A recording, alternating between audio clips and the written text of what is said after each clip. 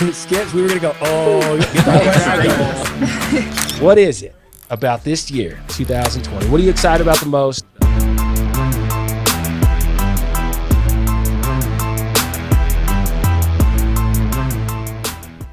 Skippo? T-Roy. 3, 2, 1. Let's go! Welcome to PBE Live, ladies and gentlemen. We are at the destination in Midland, Texas, the heart of the Permian Basin, where you feel what's actually happening from the subsurface, where you smell what's happening from the subsurface. This is where innovation is born. This is where the PBE podcast was born, and we will always have a special place in our hearts for Midland, Texas, Skippo. Oh, hell yeah. I was going to say, I'm not from here, but I experienced enough to say this is home. This is home for me. It absolutely is home, man. And so the PBE podcast, when we started out, we were geologists in the oil and gas industry trying to figure out how do we unlock these reservoirs and make way more money than we spend. That's the point. It's got to be economic. It's got to make a lot of money. Yep. Then we started asking, we started going around fire pits, going around town, and we're asking these questions. You know, what's wrong with these anomalies? Why isn't it working as good as we thought it was going to work? What's going on here? Yeah. And are these anomalies, right? We're seeing these things come up on every well, and we're just saying, hey, maybe this isn't just something that's, anomalous. Maybe this is actually part of the reservoir. Maybe this is something that we need to look into. Maybe this is something that we can unlock in order to increase production. Yep. And so what happened was we started floating around with all these people, meeting amazing people, incredibly smart, incredibly talented people, and it was building a network. That's what we didn't realize in the beginning, was that a network, what it means is that it's basically new thoughts and actions combined for the first time to create something new. And we do it live. That's what we do in our shows. And we take it further than that because they're not interviews. It's a podcast. We're actually thinking about something for the first time in a very unique way, and we apply it to real-world applications. We apply it to how can this make a difference tomorrow. So that's the PBE podcast. And we didn't know that at first, man. Nope. He still had the mustache. We were just drinking. We were getting people's experience in the Permian Basin. Mustache is back. But what it turned into was incredible knowledge. What it turned into was this amazing amount of information for us as professionals. We started actually making discoveries. And tonight for this live show, without question, the Permian Basin is about to witness a step change in performance. The wells of the past, the performing wells of the past will look nothing like the future. I've said that for a long time as we've been figuring out the geology. There's a lot of questions. There's a step change coming. Kinfrac, I totally believe, is an engineering step change for the Permian Basin. It's where innovation is born. They came out. They want to do a live show with us. We can come to Midland and do this live. It was a no-brainer. This technology has to be put in place. We have to perform better. We have to drill less and perform better. I mean, just this group in front of us, man, we're so thankful to have you guys. We're so thankful to be here. We're honored to share this time with you. It's important to us. I have a past that has allowed me to understand the moment is very precious. And so this time when you guys are actually physically here and we're talking together is a moment, and it's ours, right? And I really am honored to share this time with you guys. Ray Munoz is a local legend. He really is. He's a local legend. You know what, Troy? Let me tell you. Let me get to the microphone. That is too much of an honor for me, man, for you to say that. I'm certainly not a local legend. Listen, yeah. When you make social media posts and you drop Ray Munoz's name in it, and all of a sudden you're getting these texts and you're getting these comments from people that you don't normally get comments from, I'm just going to go ahead and say it. That's kind of represents someone who's kind of a legend.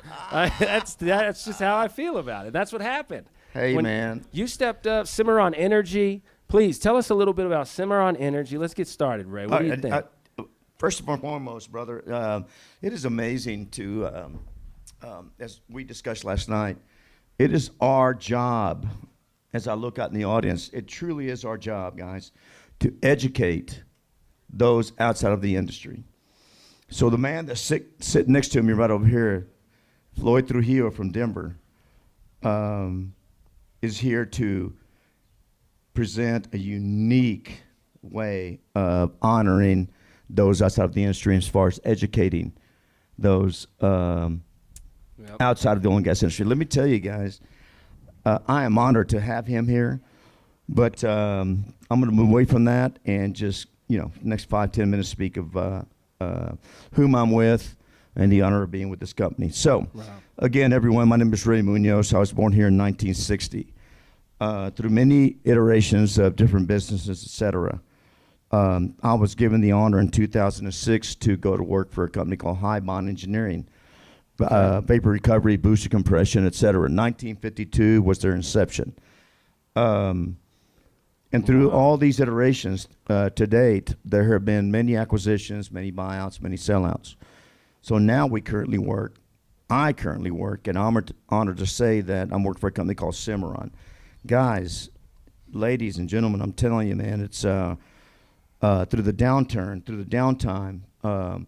their power and their strength in regards to not only acquiring us, but acquiring Arion Flares Industries and Jordan Technologies out of Kentucky. Now, I'll get through all that here in a minute.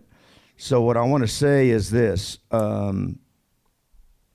It's somewhat of a sales pitch. Y'all forgive me, I'm a salesman.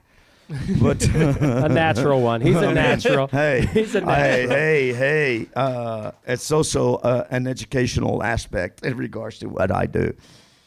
So currently, with these 4 awesome companies that are now part of the Cimarron family, allows us to do this. Environmentally, we have a team that is run by Ramey Dean. We have flare cameras, and what they do is key to any operator, including you, brother, who just jumped into the world of being an operator. Take a swing, man. Yeah, man. It's imperative that we get him involved, because what he brings to the table is what allows us, as I go forward in this presentation, allows us to understand what are we going to support, what equipment is going to be needed, and how are we going to provide options. Because he'll go in there with his FLIR cameras, do assessments, find those freaking knucklehead fugitive emissions, let the operator know, man, we got to fix that, and let's get you compliant. Wow. Tell me, Cimarron, is it more about responding to the regulatory body of the Railroad Commission, for example, in Texas, or is it more about research, development, and kind of figuring out what's to come to make it more efficient when it comes to just, keeping things under control environmentally? Okay, here's my answer. Yes. Yes to all of that, brother. Right on. Yeah, I'm telling you, man, it's amazing, the honor to be working with these guys. I mean, as you all know, Troy, I'm a knucklehead, man. And that's why we put our heads together. But my opportunity and my gift is to be able to bring in these incredibly intelligent men and women who know their specific technology. So environmentally, we'll come in, do the assessment, identify leak emissions, give recommendations, do a 24-hour test on the tanks, recognize what's being emitted in the atmosphere, do a gas analysis. That right there, everyone in the audience, is key. Because once we understand what's entrained in the gas, gas is a huge part it gives us an opportunity to say, man, it's an economic stream of gas. No let's run it through. Let's run through our equipment, VRUs, and let's put it, in the pipelines. Let's make you guys some cash. Or, being devil's advocate, it's something we need to get rid of, because the H2S and everything else that compromises the environment. Sure. We have to control that. Sure. Damn, Ray. All right, man. So you've been with Cimarron for how long?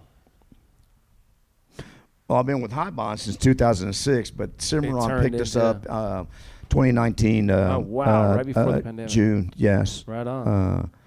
But what they bring to the table, too, and in conjunction to what we offer, in conjunction with what Arion offers, and what Jacob brings in, I'm telling you guys, the family atmosphere that we have now I mean, it's very powerful. Wow. So it's integrated 4 companies. Yes. Sheesh, dude. What would that be like? That's 4 different families of generations of companies all coming together. Everybody. 4 different ways of doing business. 4 different. It's crazy, guys. Because I mean, not only do we do it domestically, but we do it globally. I mean, Wow. we have people all over the world. How many languages you speak? Well, 2 fluently, but 2 more that gets me in trouble. So I'll leave it at that. Now, Ray, you mentioned Floyd, and you're going to introduce him for us, or because you're running for senator. He's educating us in a completely new way. He's innovating education for the oil and gas industry. Yes, sir. You want to transition to Floyd, or you have more to say about Cimarron? No, I think I'm good. Okay. The last thing I want to say about Cimarron, guys, is that was kind of a, for those of us that are old enough to understand the Reader's Digest version, there's probably some kids out there that's like, what the heck's he talking about now? But I just kind of, just kept it simple. But honestly, guys, I want to direct everyone that's out there that needs some assistance, especially operators, to look into what we can bring to the table. Right on. So my offering is this. Go to our website because it's extremely dynamic, www.cimarron.com. And, man, I tell you, on the control side and the offerings of media deliveries, there's a link there that leads you to inventory that's on the ground, ready to roll. Right on.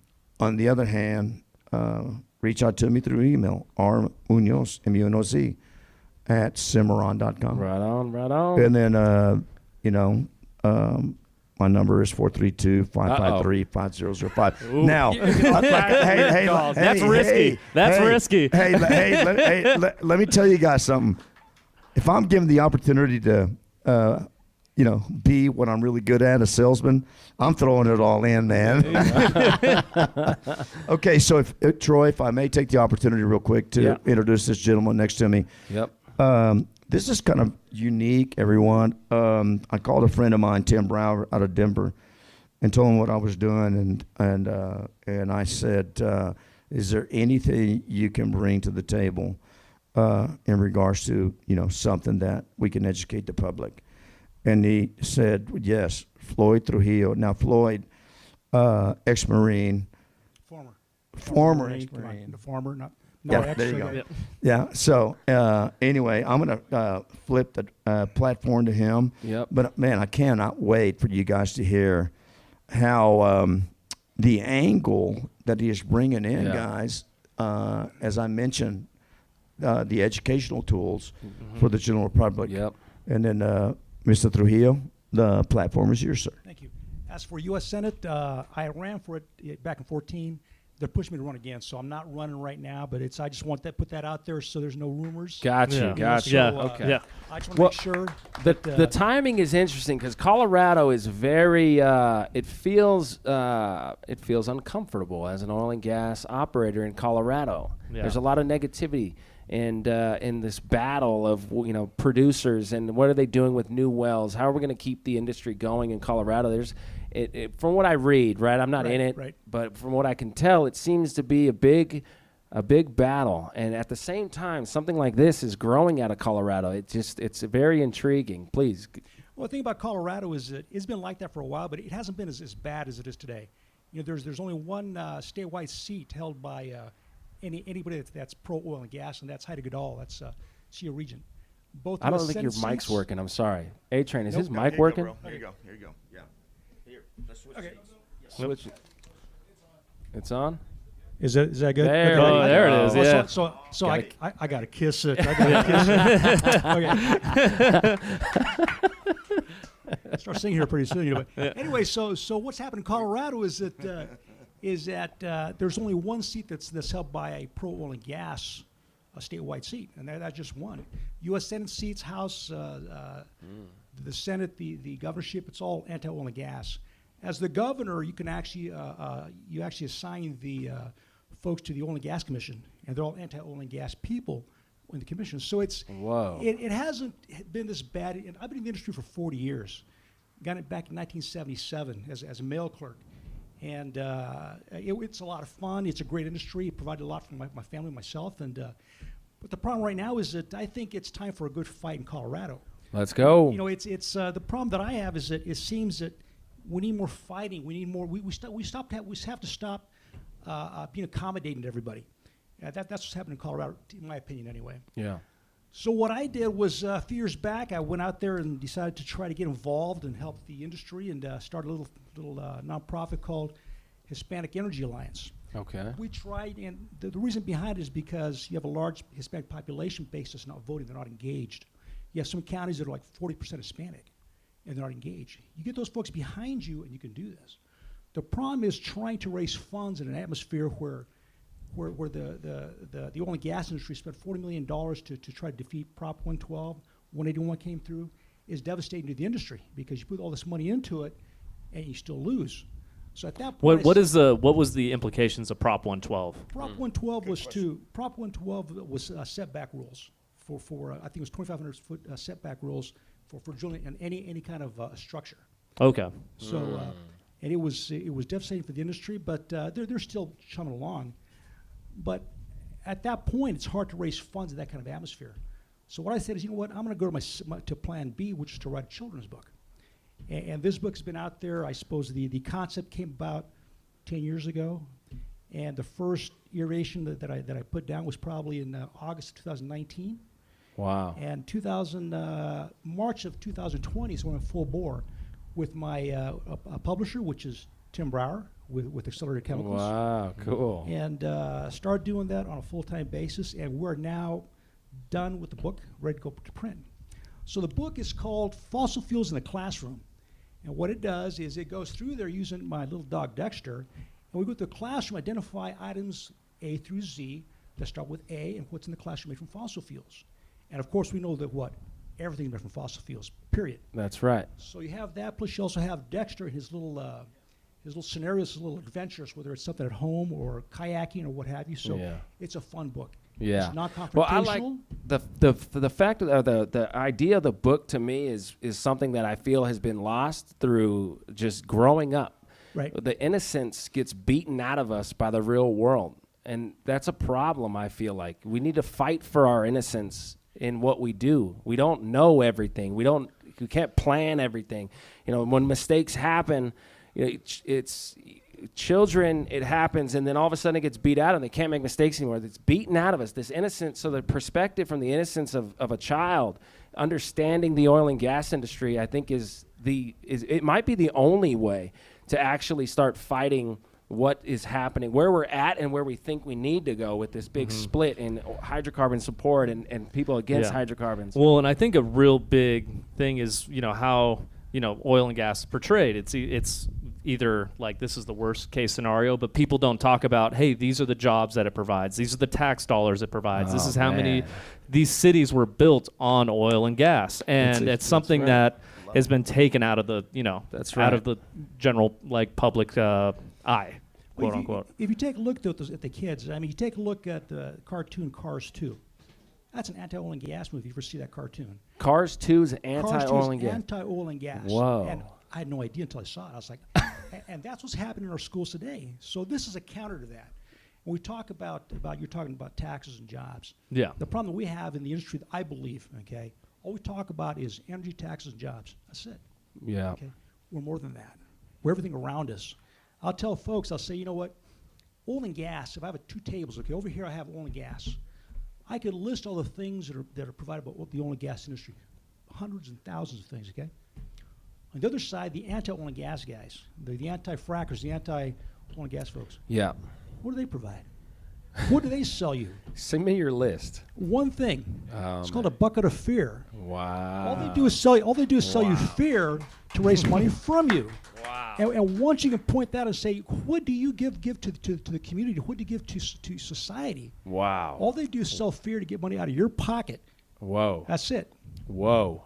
It's wrong, man. It's wrong. And I love the fact that you said that.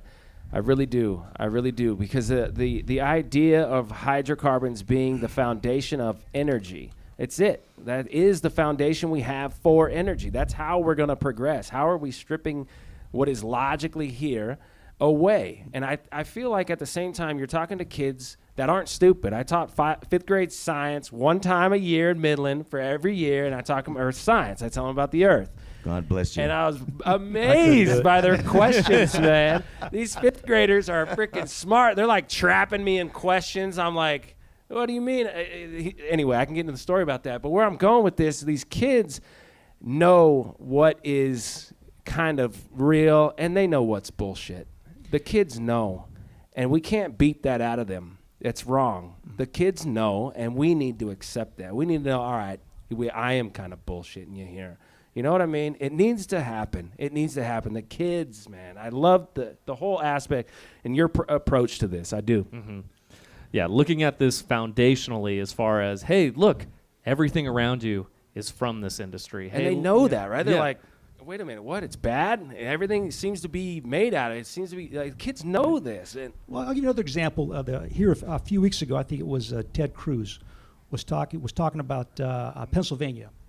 And he said that Pennsylvania, they're going to destroy the oil and gas jobs in Pennsylvania. And the governor of Pennsylvania said, you know what, Ted Cruz, fossil fuels provides more jobs in Pennsylvania than the oil and gas industry does. The counter should have been, excuse me, sir, but the oil and gas industry is the fabric of every industry in the nation, period. yeah, If you think about it, every industry needs oil and gas. that's right. So That's right.